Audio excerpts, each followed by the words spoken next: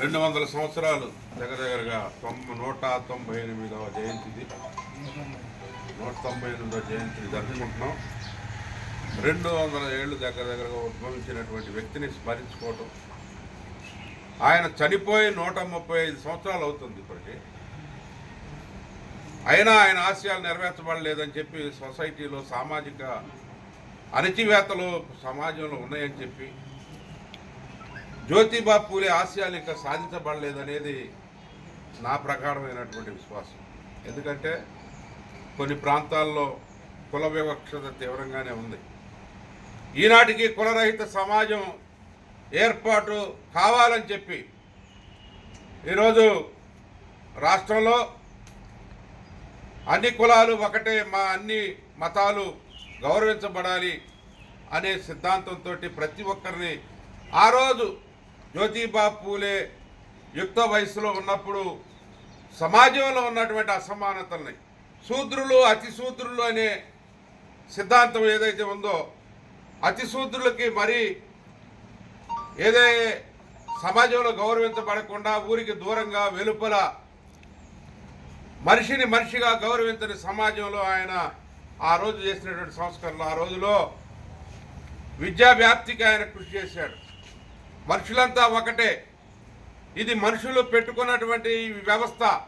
మను ధర్మశాస్త్రాన్ని వ్యతిరేకించిన మొట్టమొదటి భారతదేశంలో మొట్టమొదటి వ్యక్తి జ్యోతిబా పూలే. జ్యోతిబా పూలేని బీసీ వాడని లేకుంటే ఇంకొక కులం అని కాదు, భారతీయుల్లో ఉద్భవించినటువంటి ఒక సామాజిక విప్లవ నేత ఆయన.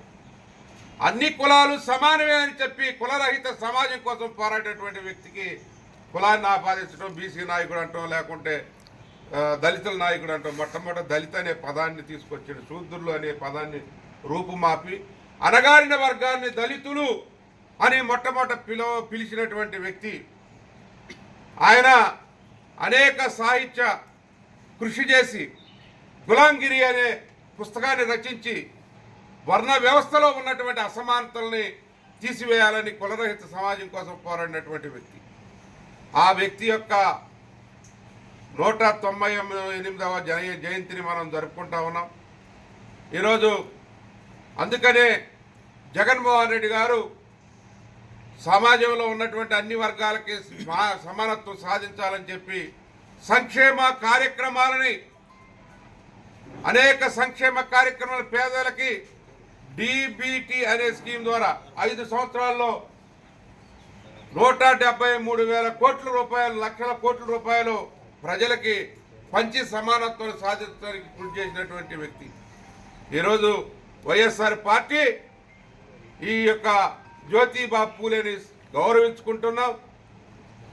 ఆయన ఆశయాలను సాధించడం కోసం వైఎస్ఆర్ కాంగ్రెస్ పార్టీ కట్టుబడి ఉందని చెప్పి మా అధినేత జగన్మోహన్ రెడ్డి గారు మరి పూర్తిగా ఆయన ఆదర్శంగా తీసుకొని జ్యోతిబా పూలేని ఆదర్శంగా తీసుకునే కార్యక్రమాలన్నీ కూడా రూపొందిస్తున్నారు.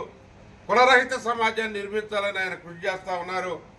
వైఎస్ఆర్ పార్టీ కార్యకర్తలు అదేవిధంగా మరి ఎవరైతే సమాజంలో ప్రజాస్వామ్యాన్ని గౌరవించేటటువంటి వ్యక్తులు, అదేవిధంగా కులరహిత సమాజం కావాలనుకునే వ్యక్తులు, మనుషులంతా సమానులు అనుకునే వ్యక్తులు ప్రతి ఒక్కరు కూడా జ్యోతిబా పూలేని ఆదర్శంగా తీసుకోవాలని చెప్పి ఈరోజు జరుగుతున్నటువంటి వివక్షలు ఏదైతే కక్ష సాధింపు చర్య రాజకీయాలు మనుషుల్ని మరి వేరే విధంగా చూసేటటువంటి సొసైటీగా ఏర్పడుతుంది. మళ్ళీ అనాగరిక సమాజం ఈ రాష్ట్రంలో నెలకొల్తా ఉంది. అది ఎంతమాత్రం సహించేది లేదు. వైఎస్ఆర్ పార్టీ పోరాటం చేస్తూ ఉంది. ఈరోజు పత్రికా స్వేచ్ఛను కూడా దీని మీద కూడా ఈ యొక్క సాక్ష్యాలే కాదు, ఈరోజు ప్రజాస్వామ్యంలో సోషల్ మీడియా కార్యకర్తల మీద అణచివేతలు, ఈ అణచివేతలన్నింటి కూడా వాక్ స్వాతంత్రం ఆ రోజుల్లోనే మనుషులంతా సమానం అని చెప్పినటువంటి వ్యక్తి. ఆయనది 135 సంవత్సరాల క్రితం చనిపోయినటువంటి వ్యక్తి ఆ రోజు చెప్పినటువంటి మాటల్ని 19వ శతాబ్దంలో 20వ శతాబ్దంలో ప్రయాణం చేస్తున్న ఇంకా ఈ వివక్షతలు కొనసాగుతూ ఉన్నాయి.